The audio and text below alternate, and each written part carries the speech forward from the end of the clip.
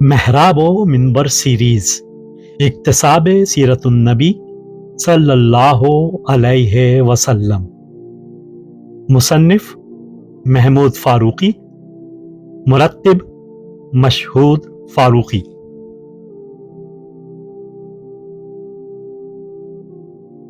تیسرا حصہ، عرب معاشرہ قبل از اسلام۔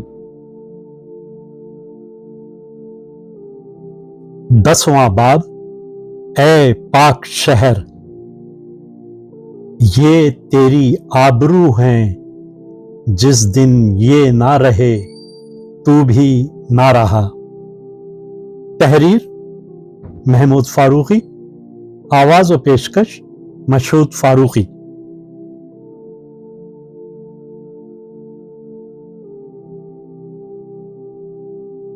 معاہدہ کرنے والوں نے یہ معاہدہ محض زبانی شورا شوری کی خاطر نہیں بلکہ پوری سنجیدگی سے اس کو روبہ عمل لانے کے لیے کیا تھا۔ چنانچہ جس دن انہوں نے یہ معاہدہ کیا اسی دن وہ اس کی تعمیل کے لیے نکل کھڑے ہوئے۔ مکہ کے ایک متمول سردار کے متعلق یہ اطلاع تھی کہ اس نے ایک باہر کے نووارد آدمی کو زبردستی پکڑ کر غلام بنا لیا ہے۔ چنانچہ معاہدے کی محفل سے اٹھ کر یہ سب نوجوان اس سردار کی تلاش میں نکلے اور انہوں نے اسے مجبور کر دیا کہ وہ اس مظلوم آدمی کو رہا کر دے۔ ان کی مدد سے وہ شخص رہائی پا کر انہیں دعائیں دیتے ہوئے اپنے قبیلے کی طرف چلا گیا۔ اس کارروائی سے اسی دن پورے مکہ میں اس معاہدے اور تنظیم کا چرچا ہو گیا۔ وہ شخص رہائی پا کر نکلا تو اس کا جس قبیلے پر بھی گزر ہوا اس نے ان کو خوشخبری سنائی۔ اب مکہ میں کوئی خوف و خطر نہیں، وہاں ایسے نیک دل نوجوان ہیں جو مظلوموں کی حمایت کرتے ہیں۔ اب مکہ میں کوئی کسی پر ظلم نہیں کر سکے گا۔ اس شہرت کے بعد اور بھی لوگ جو امن پسند اور خیر طلب تھے اس تنظیم میں شریک ہوتے چلے گئے، یہاں تک کہ سرداران قریش اسی عہد و پیمان کے خوف سے مجبور ہو گئے کہ باہمی مخالفتوں کو ترک کر کے ایک دوسرے سے تعاون و دوستی کا رویہ اختیار کریں۔ مکہ کے نوجوانوں کی اس تنظیم کو قائم ہوئے ابھی زیادہ عرصہ نہیں ہوا تھا کہ ایک اور واقعہ پیش آیا۔ ایک دن حرم کعبہ میں ایک بوڑھا شخص فریادیں کرتا، آہوزاری کرتا ہوا آیا۔ لوگ اس کے اطراف جمع ہو گئے۔ بوڑھا پکار پکار کے کہہ رہا تھا، اس پاک شہر میں ہے کوئی مظلوم کی حمایت کرنے والا؟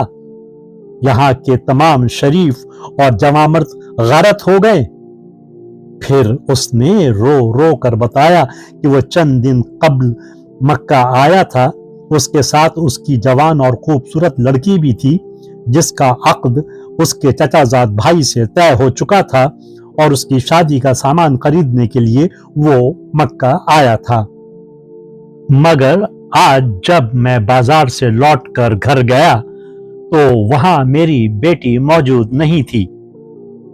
کسی آوارہ مزاج نے مجمع میں سے فقرہ کسا، سفر میں جوان اونٹنی کے پاؤں باندھ کر رکھتے ہیں بڑے میاں، کھلا نہیں چھوڑ دیتے۔ اس پر چند ایک اور آدمی اس بوڑھے سے حجت کرنے لگے، تمہاری بیٹی بھاگ گئی تو ہم کیا کریں؟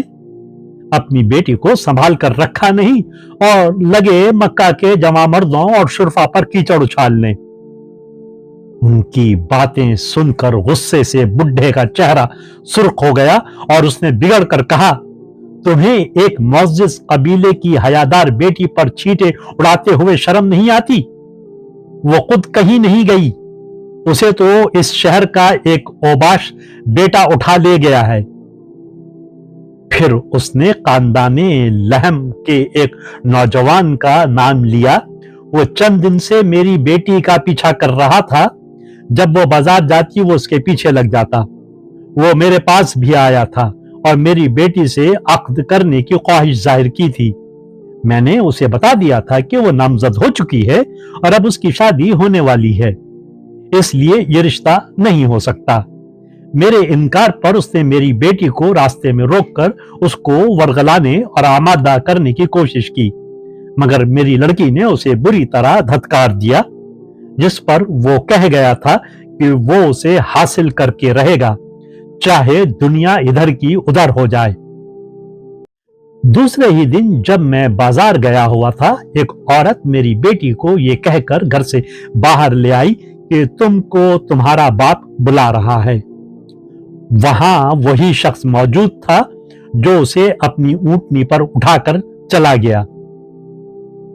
बाज ने उसका मजाक उड़ाया, बाज ने अफसोस का इजहार किया, बाज झूठी तसल्ली देकर चलते बने, मगर जबकि वो सख्त मायूस हो चला था, एक औरत ने उससे कहा, तुम हल्फुल फजूल के कारकुनों के पास जाओ। फिर उसने अब्दुल्ला, जदान और जुबैर का पता बता दिया। अब्दुल्ला और जुबैर ने तमाम अहद करने वालों को जमा किया और फिर सब हथियार बांधकर और ऊंटनियों पर सवार होकर सहरा में उस तरफ सरपट दौड़ गए जिधर मुल्जिम के जाने की इत्तला मिली थी। चंद ही घंटे बाद, जबकि वो बूढ़ा काबतुल्लाह के पास उसी तरह वावेला मचाए हुए था और लोग उसके गिर्द जमा थे, हल्फुल फजूल के कारकुन नौजवानों की ऊंटनियां गर्द उड़ाती हुई वहां आकर रुकी और उन्होंने एक सवारी पर से उस बूढ़े की लड़की को उतारा और उसके गमजदा बाप के हवाले कर दिया।